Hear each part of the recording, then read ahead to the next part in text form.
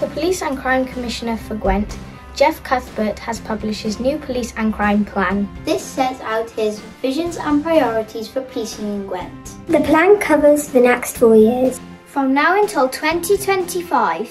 There are 5 new policing priorities, and each of these was chosen to meet the needs of communities and ensure that Gwent Police are best placed to provide an effective police service.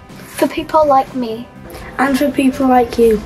The new police and crime priorities for Gwent are: Keep neighbourhoods safe. Combat serious crime. Support victims and protect the vulnerable. Increase community confidence in policing. And drive sustainable policing. This plan shows the wide range of issues and challenges that must be tackled. If Gwent is going to remain a safe place. For people like us and for people like you.